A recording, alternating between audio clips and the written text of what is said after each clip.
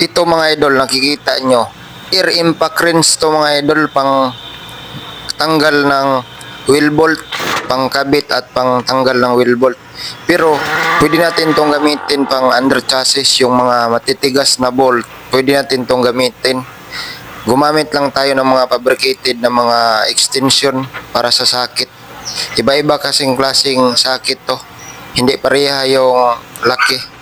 Kaya ito, tingnan nyo, hindi lang sa wheel bolt natin ginagamit sa mga gulong, kundi pati rin sa mga under chassis na matigas yung bolt tanggalin. Napakalaking tulong to mga idol para sa atin, mga mekaniko.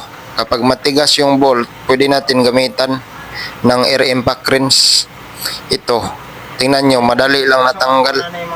Pag ginamitan lang natin to ng sakit at saka ratchet, medyo matagalan tayo at matigas. Medyo matagalan sa trabaho. Pero tingnan nyo, yung torque rod bolt, talagang matigas tong torque rod bolt, pero dahil ginamitan natin ng air impact rinse, yun, madali lang ang trabaho. Gumamit tayo ng fabricated extension mga idol. Yun o, sinimulan na. O madali lang, hindi, walang kahirap-hirap.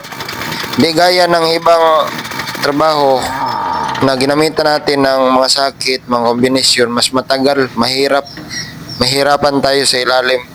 Di gaya nito, ginamitan natin ng impact rinse, air impact rinse.